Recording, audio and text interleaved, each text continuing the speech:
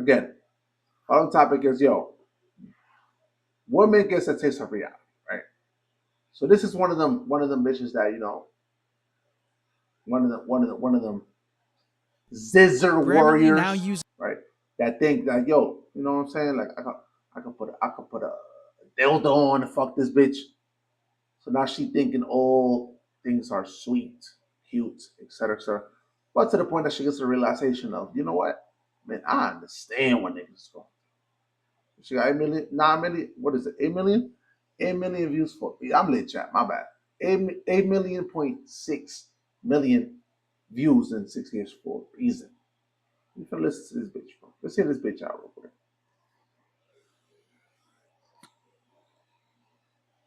Hold on. So as you may remember, I came out as bisexual last year, and since then, I have been dating women. And what I found very fascinating is that the more I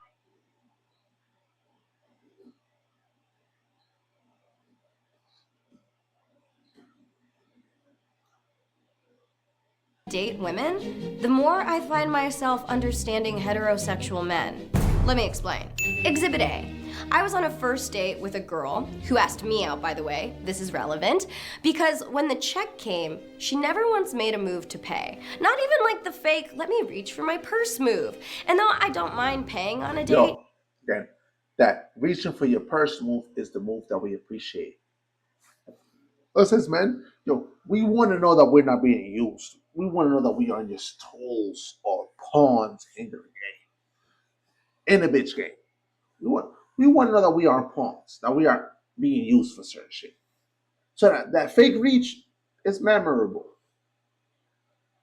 Actually, it's even, you can't even say there's a prideful motherfucking. We gain a lot of it in regards to like prideful perspective. Yo, chill. I got this. chill. I got this. I'm the biggest. Stand down. And I'll make purchases. And I'll sign a check, all types of shit.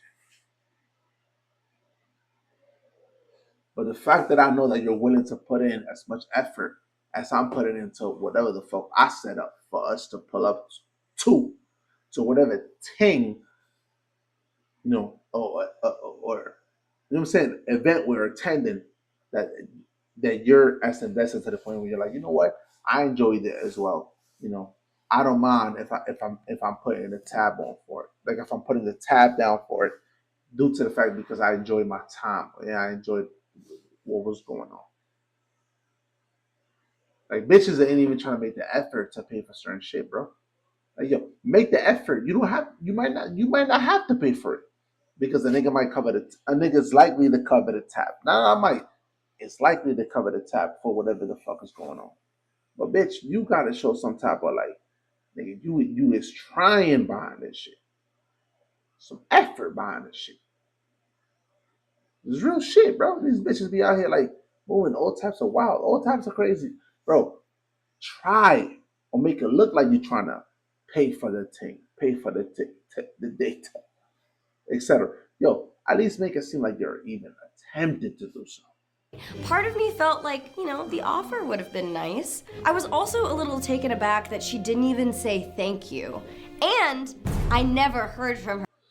Welcome to every nigga life. This bitches ain't thanking you for shit. They expect you to do shit, but they're not thanking you for nothing. Her again. It really made me feel like she just asked me out so she could have a free dinner. And the moment I thought that, I was like, oh my god, I sound like all of my guy friends right now. And my argument against why guys should pay for dates has always been like, look, girls take hours to get ready. Our investment is looking really nice for you. Makeup, clothes, that costs money too. But we were both girls in this situation. We both took hours to get ready, so I definitely felt slighted. Exhibit B. On another date, I went back to a girl's house and I ended up making friends with her cat. That's not a pun, I'm talking about her literal, actual animal. And she said, wow, my cat never likes anyone. I better go out and buy a wedding dress.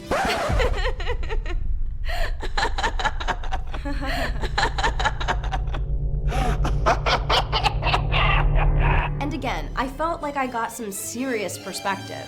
I have been guilty of making these kinds of jokes on dates with men. I never really thought anything of it. I was just being silly. But then when I was on the receiving end of it, I suddenly understood the panic. And finally, Exhibit C. One girl invited me back into her house, and her specific words were, "Do you want to come in and make out?" Obviously, I'm like, yeah, you're really pretty. I want to press my face to yours.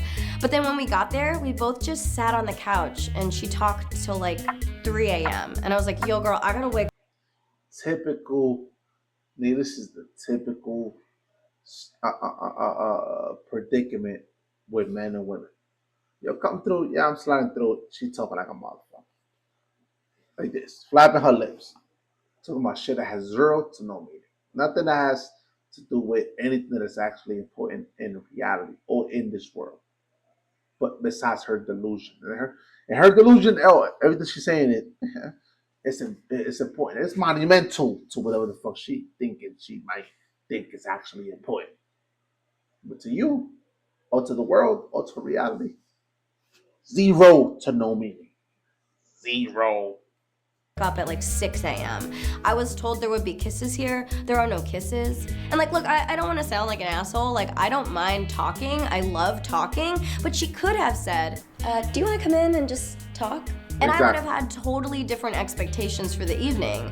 You know, finally I started falling asleep and I was like, hey, I gotta go. And I gave her one kiss and left. And I felt sad that the amount of kisses promised did not equal the amount of kisses delivered. And once again, I felt like a dude who was upset that I did not receive the expected physical kisses I was promised. And not even kisses. Even when the bitch tell you like, yo, come through. And she tell you to come through like around 2, 3 a.m., 1, maybe even 12, maybe even 11. And you already know what time it is. Time to punch cock. And she over here talking about watching Netflix and chilling and relaxing and enjoying this new series that she's been watching. Nothing related to what was promised. To the semen gargling, to the cock sucking, to the penis stroking that she was talking about or that she has been talking about. You're disappointed.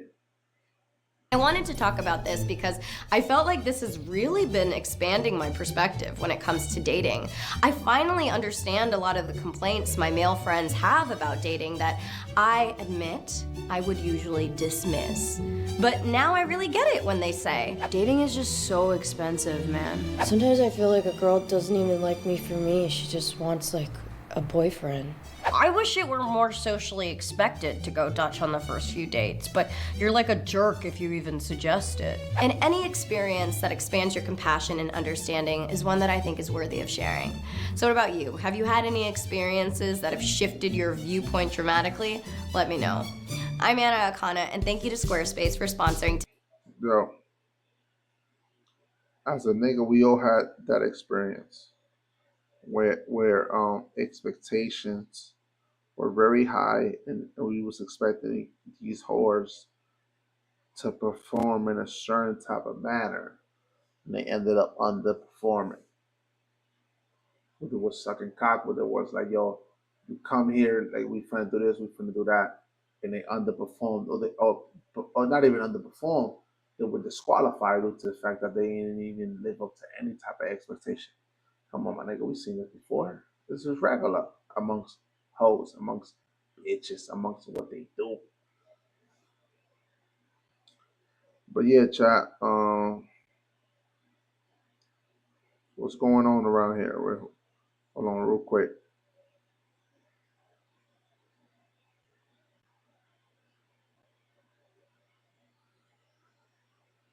We're gonna talk about wave warriors. We're gonna talk about wave warriors.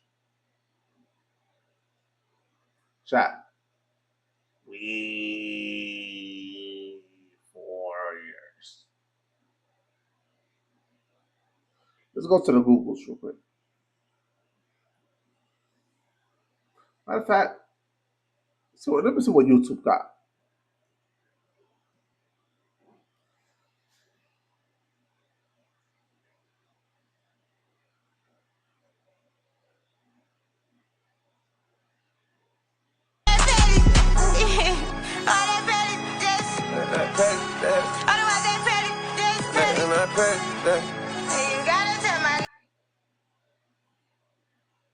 So,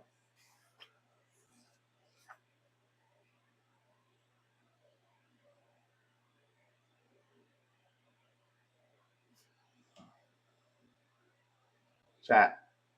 It's very important that we look at these videos, right? We're finna dissect the shit thoroughly.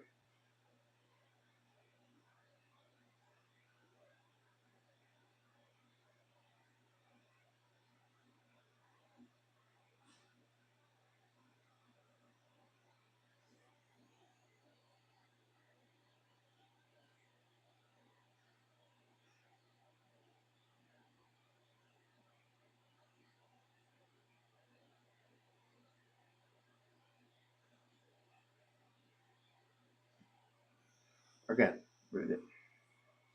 I'll give you my little monologue, right? Bro, I just never understood why women resort to this right here. This right here, I just never understood that, right? It is also important to mention that this is most popular in the African American community. Weave warriors. That's what they call them out here now. Nowadays, in the streets, we call them weave warriors. Whether it's accepted or not, but it's just the reality of what it is, right?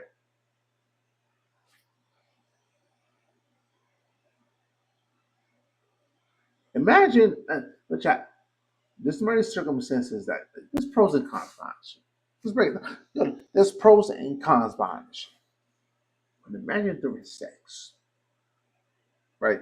Hair pulling.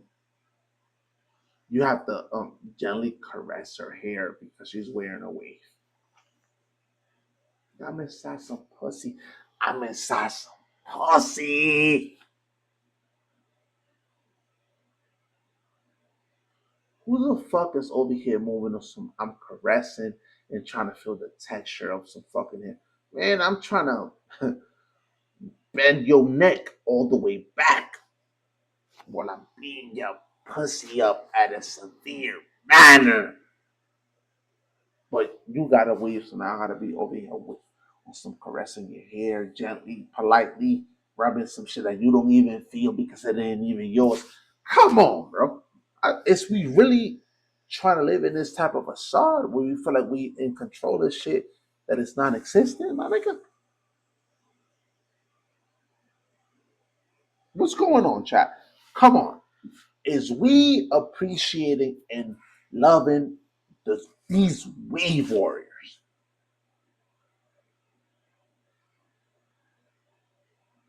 With these wee warriors, when you fucking, you can't even fuck them from the back.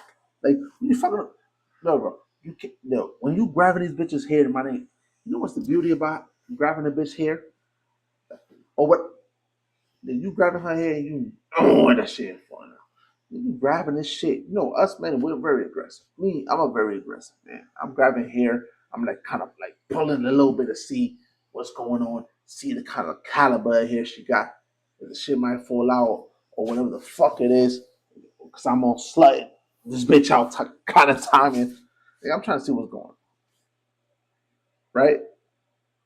But you can't even do that with these weak warriors. That shit coming right off. What is video? What is video chat?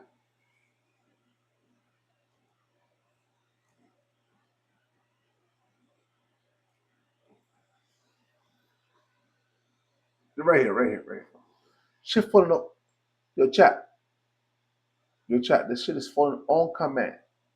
What shit at?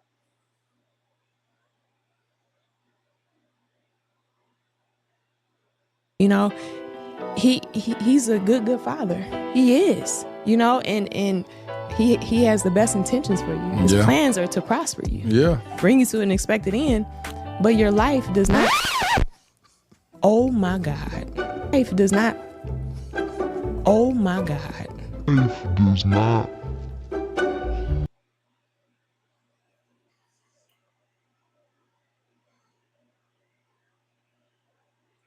Imagine you being in some guts and this bitch, and this suddenly happens when you're unaware that she's even a weak warrior. Or if she is, but you know, you in some pussy and you don't give a fuck whether she is or not at the current moment in time. but you ain't some pussy. And then immediately, right, the excitement starts to plummet immediately, right, after you see her hair fly off her cranium. And you come to find out that underneath, she has a semi condom.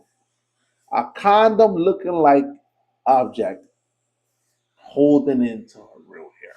Like this. A condom looking like object in regards to this one. It's withholding, it is masking things to keep this shit away from your peripheral, from your reality. Nigga, if this shit happened to me when I'm fucking a bitch and this type of shit happened right here. But your life does not. Oh my God. Life does not. Dick getting softer than a motherfucker. Dick getting softer than a motherfucker. They might as well come out there bounty, because the shit gonna be softer than a motherfucker. They get softer than bounty, my nigga. On God. Shit is eternal. So now when we talking about the scallywags, yo, is this shit attractive to niggas? Yo, bro, I'm gonna be honest. A nigga like me, I am a beauty admirer. I love beauty. If you need enhancements, my nigga, cannot fuck with you. A bitch I need enhancements, can't fuck with you. A lot of niggas, yo, we don't like waking up to a scallywag. Like in regards to like, yo, looks. Like yo, you look like this when you in makeup, and then when you wake up next to niggas and you don't have makeup, we looking at you like you're a little different. Niggas don't like that shit. Give me a constant. But niggas will settle for shit like that because they have nothing better to settle for. There's a difference. But if niggas can actually like look, can't make it up, it's a beautiful channel. There's not because I'm running it, but it's due to the fact that we're keeping it a buck here. Like we keep it a buck. Like the way that I'm talking to you, the way that I'm talking to the audience is the way that niggas actually feel. I haven't having these conversations with niggas. Nigga, we feel like this. Real shit. We feel like this. Niggas feel like this. And I chop it up with niggas, and I'm speaking the opinion of how niggas really actually feel. But niggas will not likely tell the bitch the truth because they're trying to get some pussy. But if they tell the bitch the truth, then the pussy might be foggy. It might not be in the peripheral to the point where they can grab the pussy and fuck it. If niggas is actually out here telling the truth and spilling the facts on what's really going on out here. Us niggas, man, we like your natural hair. We want it. It's cool. I know beauty is in the eye of the beholder. Right? I always believe in that. But it's like, yo, bro,